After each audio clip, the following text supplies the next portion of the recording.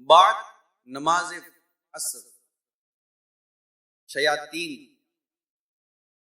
समुंदर पे जमा होते हैं, इब्लीस का तख्त लगता है, शयातीन की कारगुजारी पेश होती है, रिपोर्टिंग का सिलसिला शुरू होता है। कोई कहता है उसने इतनी शराबें पिलाई, कोई कहता है इसने इतनी बदकारियां करवाई। अब शैतान के पास कारगुजारी जारी थी। एक ने आकर कहा कि मैंने फलां को इल्मे दीन पढ़ने से बाज रखा। शैतान ये सुनते ही तख्त पर उछल पड़ा और उसको गले लगाकर कहने लगा अंता अंता, यानी बस तू ही तू है, तूने जबरदस्त काम किया। अब वो जो दूसरे जो शैतान थे बोले मैं शराब पिलाई, मैंने बदकारी खिलाई, मैंने इतने गुनाह कराए, वो कैफियत देके जल गए कि हमने इतने बड़े बड़े काम करवाए, हमको इतनी शाबाशी नहीं मिली और ये शाबाशी देने लग गया। इतनी शाबाशी मिलने पर जब उन्होंने शैतान को कहा तो उसने कहा कि तुम्हें नहीं मालूम जो कुछ तुमने किया ना, सब इसी इल्मे दीन पढ़ने से रोकने वाले का सबक है, अतः इसकी वजह से हुआ है। अगर दीनी इल्म होता तो वो लोग शराब बदकारी और इस तरह गुनाह की तरफ ना जाते, यानी तुम्हारी बातों में ना। उसने जो काम किया उसने उसे इल्म से ही रोक दिया कि मालूमात ही नहीं होगी, इल्म ही नहीं होगा, तो तुम्हारी बातों में वो जल्दी आ जाएगा। तो पता चला कि इल्म दीन ये शैतान मरदूद लईन पर किस कदर भारी है जो इल्म दीन हासिल करता है, क्योंकि वो गोया के इल्म दीन सीखने वाला, इस्लाम और दीन की बातें सीखने वाला, ये गोया के एक तरह से शैतान से लड़ने वाला सिपाही तैयार हो रहा होता है। वो तो देख रहा है कि ये मेरे खिलाफ तैयार हो रहा है, तो वो कब गवारा करेगा कि मेरे खिलाफ एक इस तरह लड़ने वाला तैयार हो, तो पूरी कोशिश करेगा इल्म दीन से रोकने। अब गौर करें कि कितना अहम काम है इल्म दीन हासिल करना और इसका शौक पैदा होना, इसका जज्बा पैदा होना और इस तरफ चल पड़ना। ये शैतान को कितना भारी पड़ता है ये अमल, और शैतान इतनी कोशिश करता है किसी सूरत इस तालिबे इल्म दीन को, आज हजारों माशाल्लाह मुअत्तकिफ़ हैं, हजारों मुअत्तकिफ़, मगर अब सोचिए कि कितने होंगे जिन्होंने नियत की होगी और नहीं आ सके। खुद आप जनाब खुद इस बात के गवाह, आपने जब इत्तिकाफ की नियत की होगी तो खुद आपने अपने कितने दोस्तों को दावत दी होगी, यार मैं जा रहा हूं, चलना, पहुंच पहुंच, तेरे तो पहले ना पहुंचू तो बोलना, अब कहां पहुंचा किधर पहुंचा पता ही नहीं है। बात तो वो होंगे जिन्होंने शायद आपके फोन भी नहीं अटेंड किए होंगे, आपको रिप्लाई भी नहीं किया होगा, और आपने ये भी लिखा होगा अरे भैया नहीं आना, कम से कम रिप्लाई तो कर दे, उसका भी उसे रिप्लाई नहीं किया होगा, नहीं भैया रिप्लाई करूंगा तो ये पकड़ लेगा मेरे को, ले जाएगा फिजाने मदीना इत्तिकाफ पे, और मैं उसको अभी पता है कि 2.25 लाख कमोबेश मुत्तकिफ है दावत इस्लामी की इस वक्त अंडर अम्ब्रेला छतरी के नीचे माह रमजान, तकरीबन 2.25 लाख कमोबेश। मगर हो सकता है कि नियत शायद 12-15 लाख लोगों ने की, इनको करवाई गई, कितने तैयार हुए होंगे, कितने आकर रास्ते से निकल गए होंगे, नहीं भैया यार प्रॉब्लम है यार, होता ही, क्योंकि इल्म दीन सीखने की तरफ वो आ रहे थे, शैतान से लड़ने की तरफ वो आ रहे थे, शैतान से मुकाबले की तरफ आ रहे थे। अब इस पर देखिए अल्लाह पाक का कितना शुक्र अदा करना चाहिए कि अल्लाह पाक ने हमको शैतान के मकरो फरेब, नफ्स की शरारतों से बचाकर मस्जिद में आकर इत्तिकाफ करने की सादत अता फरमा दी। मैं आप 1 महीने वालों को मुबारकबाद देता हूं, जो 2-4 दिन में जाने वाले थे ना, तो तीसरा चौथा रोजा हुआ और भाई घबराहट शुरू हो गई, चल भैया चल, मगर आप भी बोले नहीं चल नहीं चल नहीं चल, यहीं चल, यहीं से इंशाल्लाह चल मदीना हो जाएंगे। अब रुक गए, आखिरी अशरे वाले आए वो रुक गए, शुरू में कैसा वही है, हमजाद तो है ना हमारे से, एक शैतान तो लगा हुआ है, उससे कितना उकसाया हो, यहाँ आने के बाद भी उकसाया हो, बल्कि यहाँ रहकर उकसाता है यार। ऐसी नींद आएगी, अभी ऐसी नींद आएगी, अभी बैठ जाओ बाहर दोस्तों के साथ गप्पे लगाने के लिए, अब 2 घंटे निकल के पता, आधा घंटा इल्म दीन नहीं सीख पाते, 2 घंटे गप्पे शप्पे निकल जाते, 2 घंटे बाहर निकल जाते हैं, 2 घंटे इधर उधर की बातों में निकल जाते हैं, 2 घंटे मोबाइल देखने में निकल जाता, पता ही नहीं चलता। इल्म दीन सीखने बैठो, नींद आनी शुरू हो जाएगी, कमर कमर में दर्द हो रहा है, बैठ गए, घुटने में दर्द हो रहा है, ये सारा शुरू हो जाएगा। बाहर बातें गप्पे शप्पे लगाने में कुछ नहीं हो रहा होता, सब सेट जा रहा होता है। ये क्या है, कभी समझने की कोशिश।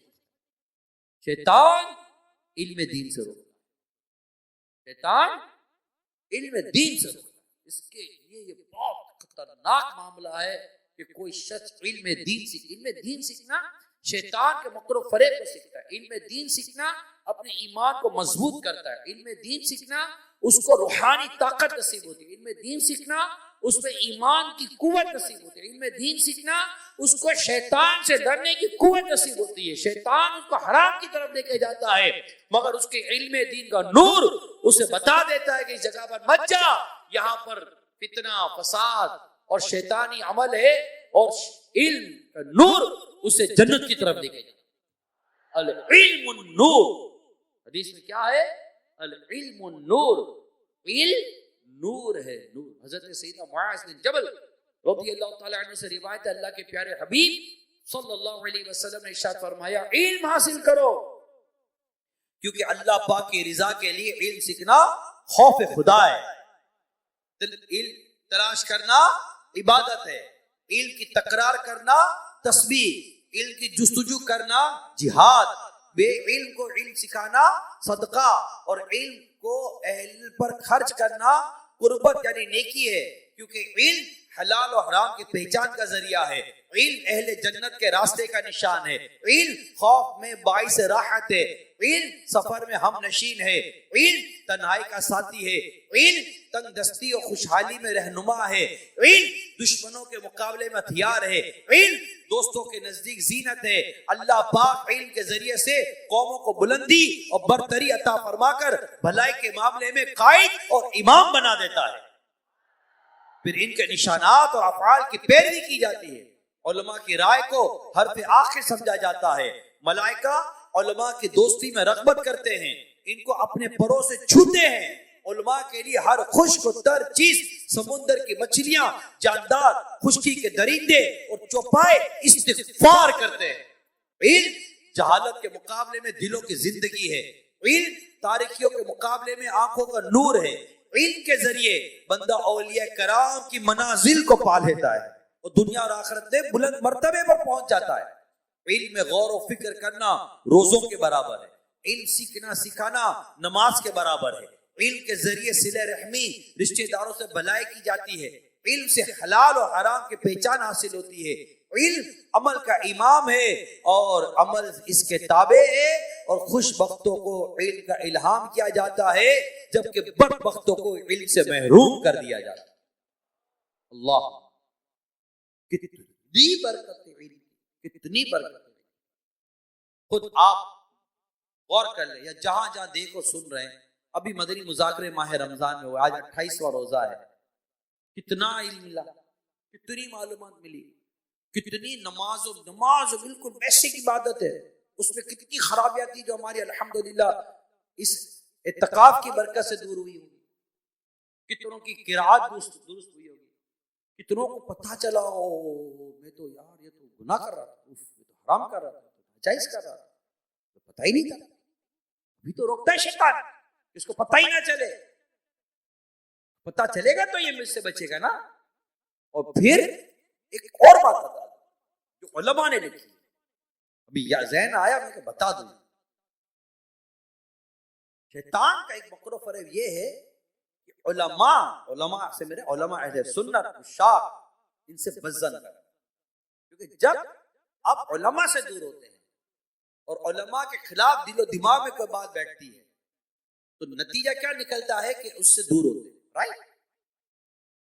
क्योंकि कोई इस्लाम के बारे में बात करेगा तो मुसलमान नहीं सुनेगा, डायरेक्ट इस्लाम के बारे में कोई बात करेगा तो मुसलमान नहीं सुनेगा, मगर जब उलमा के बारे में बात की जाएगी तो अच्छा ऐसा उलमा से दूर करो ताकि ये दीन और इस्लाम से दूर हो जाए, क्योंकि उलमा ही हैं जो बातिल के सामने खड़े रहते हैं, उलमा ही हैं जो इस्लाम का दिफा करते हैं, उलमा ही हैं जो कुरान की तालीम देते हैं, उलमा ही हैं जो इस फसाद और फितने का पता बताते हैं, जिसे फसाद करना है, जिसे फितना करना है, जिसे इस गंदे और बुरे मकासद में कामयाब होना है, वो सबसे पहले इन उलमा से लोगों को पसंद करेगा कि ना ये इनकी बातें सुनेंगे, ना ये इनसे मोहब्बत करेंगे, ना ये इनके करीब जाएंगे और ना ये हमारे फितनों का समझ पाएंगे। आज हमारे सामने है कि जो उलमा से दूर हुए, जो अहले इल्म से दूर हुए, जो इस तरह की खूबसूरत और अच्छी बात करने वाले से दूर हुए, आखिरकार उनके दिलो दिमाग के अंदर दीन और इस्लाम के बारे में ऐसी ऐसी खुदा अल्लाह माफ करे गलत बातें डाली गई। अच्छा ऐसा क्यों? चाहते वो यही थे। और आज कई ऐसे फितने हैं जिसे मुसलमान लाइल्मी की वजह से कहता है आप सही तो कह रहे हैं, अरे अल्लाह के बंदो वो सही नहीं कह रहे, यही तो मकसद था, यही तो प्लान था। उलमा से दूर करो, अहले इल्म से दूर करो। नहीं बैठा जाएगा इनके पास, नहीं बैठा जाएगा। अब जो इनके पास बैठे उनको भी लगता है यार इनको कुछ बोलेंगे तो उठ के चले जाएंगे, इनको अमल का बोलेंगे तो उठ के चले जाएंगे, इनको तकवे का बोलेंगे तो उठ के चले जाएंगे। हमें भी लोग कहते हैं ना यार ये ना बोलो यार, नाराज हो जाएगा, वजन हो जाएगा, करीब नहीं आएगा।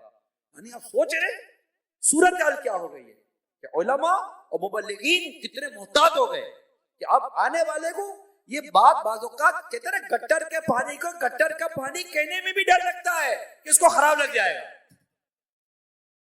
ये हालात पैदा किए गए, खुद नहीं हो गए, ये हालात पैदा किए गए और ये हालात इस बात का तकाजा करते हैं कि ए लोगों इल्म हासिल करो, उलमा बनो, मुबल्लिग बनो, दीन को सीखो, कुरान को सीखो, हदीस को सीखो, सीरत रसूल को सीखो और सरकार सल्लल्लाहु अलैहि वसल्लम की सीरत, कुरान और हदीस का इल्म हासिल कर कर आका की उम्मत में जाओ और इन्हें उन फितनों से बचाओ जिस फितनों में ये मुब्तला हो रहे हैं।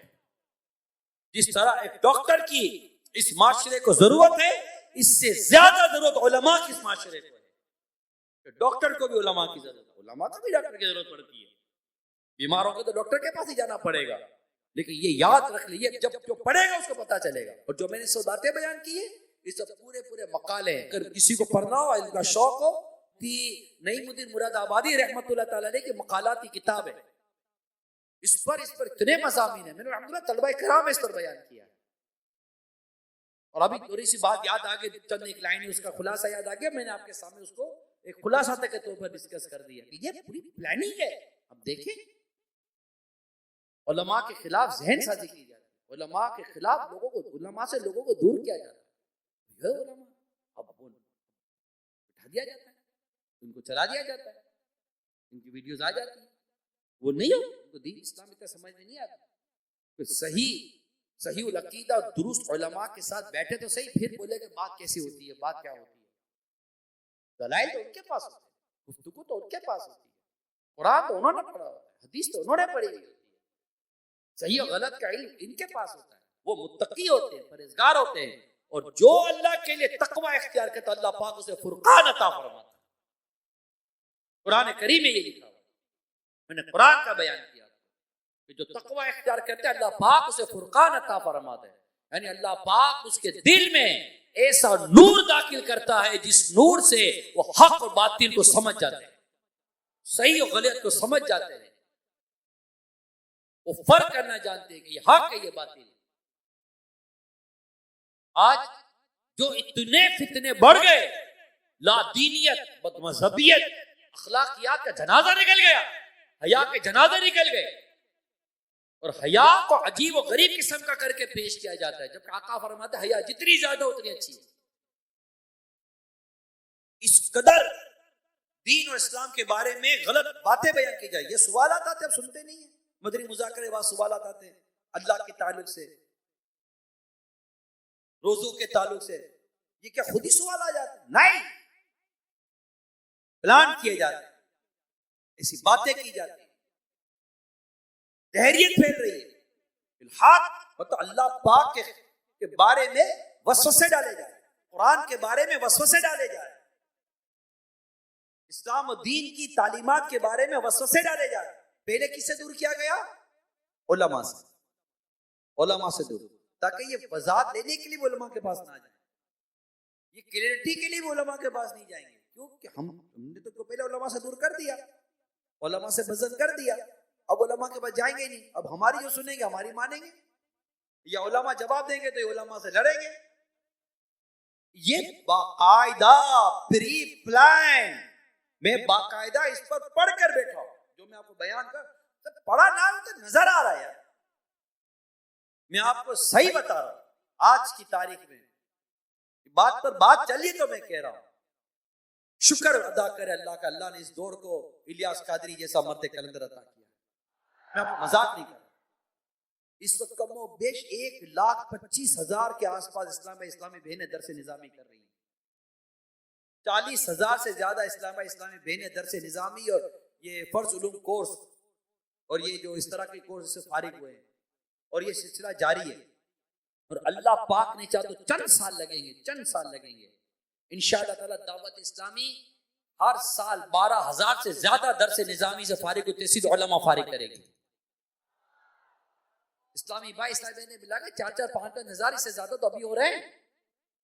आज देखिए उला में कितने, तो 6-7 साल में कितने हो जाएंगे, और इंशाअल्लाह और बढ़ेंगे। तो चंद सालों में 12-12, 15-15 हजार उलमा दावत इस्लामी फारिग करेगी इंशाअल्लाह। और जब दावत इस्लामी फारिग करेगी, दावत इस्लामी ने आलिम बनाएगी, दावत इस्लामी ने मुबल्लिग बनाएगी, दावत इस्लामी के जरिए मुफ्ती बनेंगे। फिर देखना इंशाअल्लाह इनके आगे कौन टिकता है, फिर हम भी देखते हैं, क्योंकि इन्हें फैजान होगा आला हजरत का, इन्हें फैजान होगा औलिया कराम का, इन्हें फैजान होगा हमारे बुजुर्ग अकाबरीन का, और इन्हें फैजान होगा अमीर अहले सुन्नत का। इंशाअल्लाह मैं अल्लाह की जात, हम जिंदा हो, जरूर नहीं हम जिंदा होंगे, तो बड़ी दूर की बात की मैंने, लम्हे का पता नहीं है, लेकिन अल्हम्दुलिल्लाह रब्बिल आलमीन शूरा इस बात पर मशवरे कर चुकी है। शूरा 2050 की दावत इस्लामी पर मशवरे कर चुकी है। अल्हम्दुलिल्लाह हम 2050 की प्लानिंग पर बात कर रहे हैं। बात अगर चाहिए इनसाइट थी, मगर बोलने में कोई हर्ज नहीं है यार, क्या प्रॉब्लम है? 2050 में क्या होगा, 2050 की पोजीशन क्या होगी, 2050 में जामिअतुल मदीना कहाँ होंगे, 2050 में हमारी मस्जिदें कहाँ होंगी। अल्हम्दुलिल्लाह हम यहाँ पर शूरा के मशवरे में बैठकर 2050 को डिस्कस कर रहे हो। अल्लाह पाक की करोड़ों रहमत है, करोड़ों रहमत। ये भी सोचते हैं उनको चंदा कितना चाहिए होगा, फिर कहते हैं जब आज पूरा हो गया तो उस वक्त भी पूरा हो जाएगा। अब ये तो अल्लाह का दीन है, पूरा तो अल्लाह करेगा, हमारा काम सोचना है, हमारा काम करना है। असबाब तो अल्लाह पैदा करता है, मुसब्बिबुल असबाब तो वो रब्बे करीम है।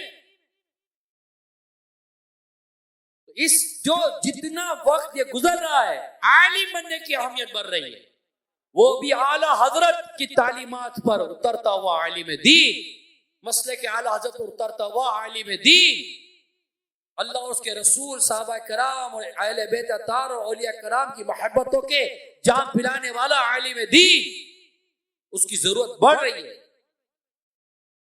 अल्लाह पाक हमें आलिम दीन बनने की तौफीक अता फरमाए। मज़ाल तो सुने यार, अल्लाहु अकबर। हज़रत मुआज़ बिन जबल रज़ियल्लाहु ताला अन्हु क्या फरमाते हैं? सरकार मदीना सल्लल्लाहु अलैहि वसल्लम ने इरशाद फरमाया, जो इल्म दीन हासिल करेगा अल्लाह पाक उसकी मुश्किलात को आसान फरमाएगा, इसे वहां से रिज़्क़ अता फरमाएगा जहां उसका गुमान भी ना होगा। आपको मैं एक बात बताऊं, आपको बड़े बड़े क्वालिफाइड लोग फाइलें लेकर घूमते हुए मिलेंगे, जिनका रोजगार नहीं है, 50-50 हजार 25-25 हजार की भी नौकरियां नहीं मिल रही। मगर मेरे रब ने चाहा, मेरा हुस्ने ज़न है, आपको एक भी आलिम बेरोजगार नहीं मिलेगा। अगर वो आलिम है, बेरोजगार नहीं, उसके अंदर इमामत की सलाहियत है, बेरोजगार नहीं होगा। उसको इल्म पढ़ाने आता है, वो बेरोजगार नहीं होगा। अच्छे खासे क्वालिफाइड आदमी से अच्छा कमाता है ये, अगर सही पढ़ा हुआ। अब सही नहीं है, पढ़ा हुआ सही नहीं है, तो ना दीन की ना दुनिया की कोई तालीम ही नहीं है, तो वो दुनिया भी सही नहीं पढ़ा, तब भी यूं घूमता, दीन भी आया था होकर चला गया, तो वो एक अलग टॉपिक। अगर उसे सही पढ़ा है, आज के एक से एक क्वालिफाइड लोगों से अच्छी जिंदगी गुजार लेते हैं। उसको फायदा लेकर घूमना नहीं पड़ता, उसे कोई पूछता नहीं है एक्सपीरियंस कितना है आपका। वो एक्सपीरियंस कहाँ से होगा, अभी तो मैंने ग्रेजुएट किया है, अभी तो मास्टर्स किया है, एक्सपीरियंस लेकर आइए। लेकिन आलिम से कोई नहीं पूछता एक्सपीरियंस लेकर आए, यहाँ उसको पढ़ाने आए, यहाँ दरसे निजामी पूरा, वहां बन गए उस्ताद, यहाँ इमामत की हालियत हो गई, ये बन गया इमाम, ये इसको कुरान पाक पढ़ाने आया, ये बन गया मुदर्रिस। ये सिर्फ मैं अंदर की बात कर रहा हूं, नहीं मैं सही बता रहा हूं। एक आलिम अमीर सुन्नत का सालों का चैलेंज है ये अमीर सुन्नत का, सालों गुजर के चैलेंज है। एक आलिम हो आलिम दीन, मैं दोबारा कह देता हूं, हो आलिम दीन, एक आलिम दीन लाए आओ जिसने खुदकुशी की हो।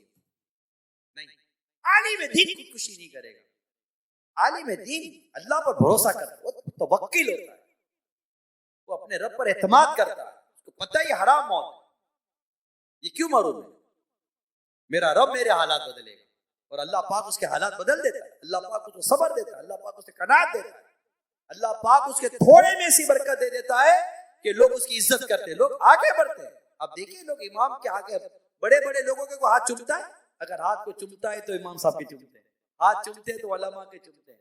स्कूल कॉलेज यूनिवर्सिटी में जो टीचर होते हैं, इनकी और स्टूडेंट की लगी हुई होती है, कभी सुना होगा आपने, लगी हुई होती है, वो डरते हैं भाई स्टूडेंट को बाहर निकलने का, मेरे को धो बना देना, ये बात इदारों में हर जगह नहीं होता। मगर एक उस्ताद आलिम दीन जब मस्जिद की सीढ़ी पर पांव रखता है कि मैं मदरसे में जाऊंगा, तो तलबा की रेस लग जाती है, वो बोलता है पहले मैं के जूते उठाऊंगा, वो बोलता है पहले मैं के जूते उठाऊंगा। हो सकता है स्कूल कॉलेज में तो सर के जूते छुपा लेते हो, यहाँ तो जूते बगल में रहकर, सर पे रहकर, पीछे भी चलते उस्ताद साहब के जूते उठाए। ये इज्जत इल्म दीन देता, ये इज्जत कुरान का इल्म अता, और इस गए गुजरे दौर में ये इज्जत आज भी मौजूद है, आज भी मौजूद है।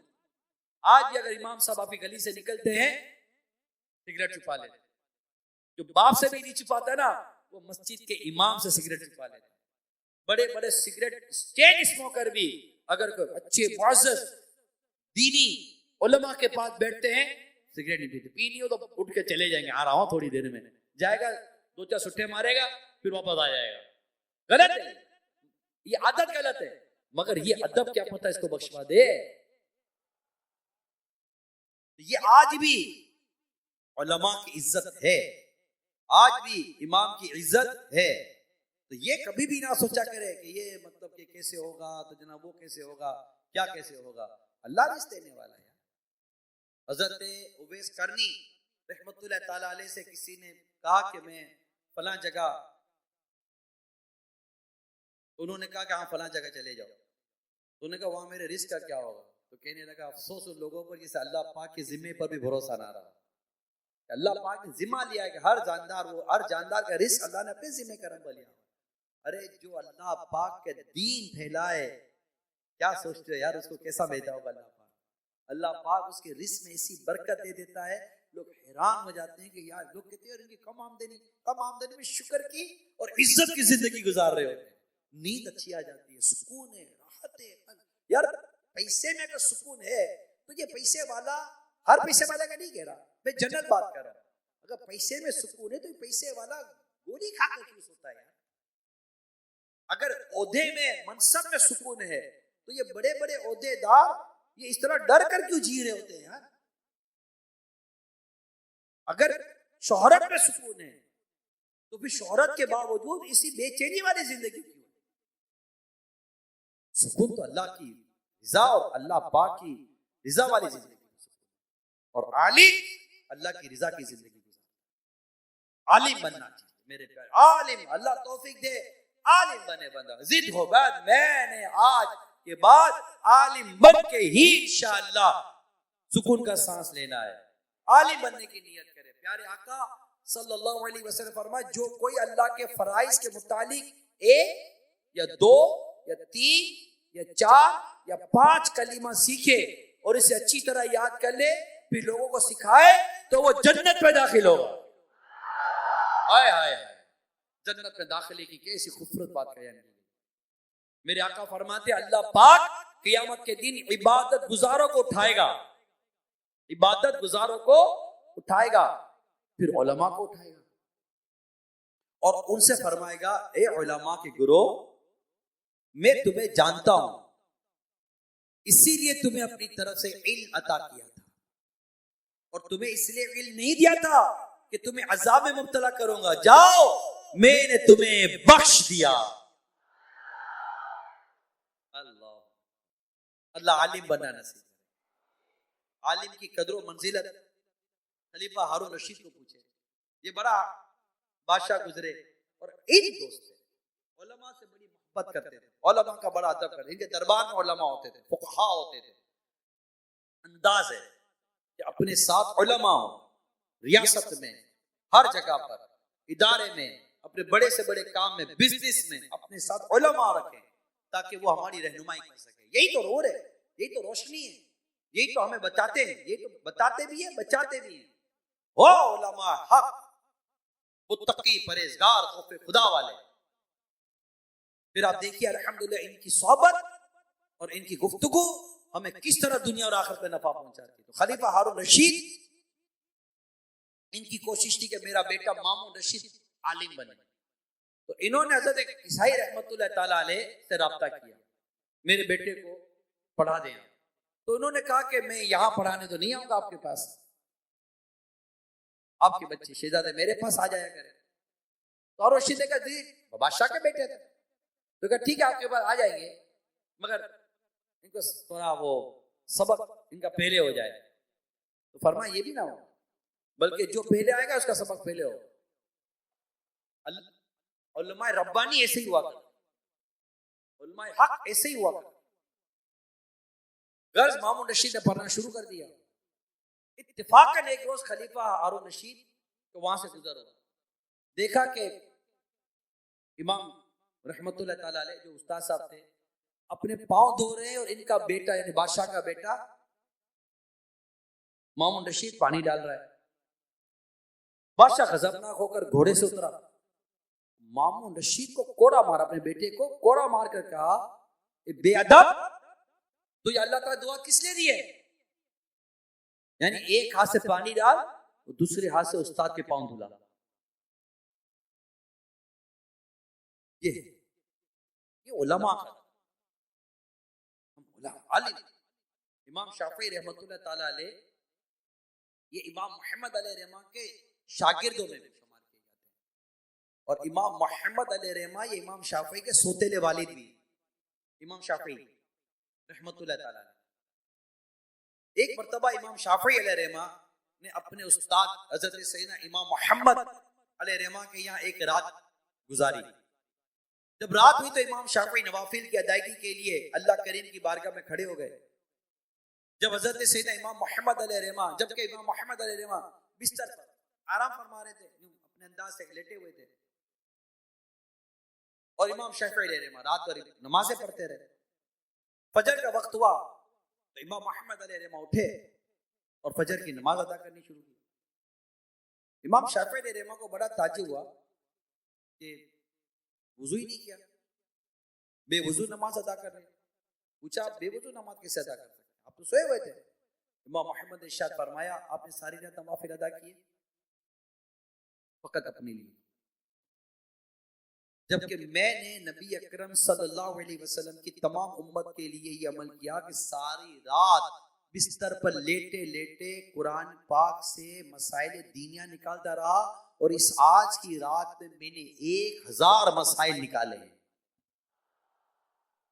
इमाम शाफी रहमा फरमाते जब मैंने ये आपका जवाब सुना तब से ही मैं अपनी शब-ए-दारी पर आपकी शब-ए-दारी को तरजीह देने लगा। नमाज से तो मेरा फायदा हुआ, लेकिन इमाम मोहम्मद अलैहि रहमा ने एक रात में प्यारे आका की उम्मत के लिए 1000 मसाइल का इस्तेमाल किया। तो क्या ख्याल है, आलिम बनना चाहिए ना? आलिम बनना चाहिए, आलिम बनना चाहिए। शैतान का ऐसा, शैतान की तो हालत बुरी हो जाएगी ना, इंशाल्लाह बनेगा आलिम इंशाल्लाह। हमारे बुजुर्गों ने कैसे, आपने मोती साहब पाकिस्तान का नाम सुना होगा, फैसलाबाद, मौलाना सदार अहमद कादरी रहमतुल्लाह ताला अलैह, इतना मुताले का शौक था, इतना मुताले का शौक था कि मस्जिद में नमाज बा जमात में कुछ ताखिर होती तो किसी किताब का मुताला शुरू कर देते। जब आप मंजरुल इस्लाम बरेली शरीफ थे, आला हज़रत का जो मदरसा है, वहां ज़ेरे तालीम थे, तो साथी तलबा के सो जाने के बाद, यानी जब आपके स्टूडेंट जो थे सो जाते थे, तो महिला सौदागरान, ये जो आला हज़रत की जो गली थी ना महिला, था उसको महिला सौदागरान कहते हैं, महिला सौदागरान में लगी लाल टेन की रोशनी में अपना सबक याद क्या करते थे। आपके साथीजा को इस बात का इल्म हुआ तो इन्होंने आपके कमरे में लाल टेन का बंदोबस्त करवा दिया। इतना पढ़ने का और मुताले का शौक था। सल्लु अलल हबीब।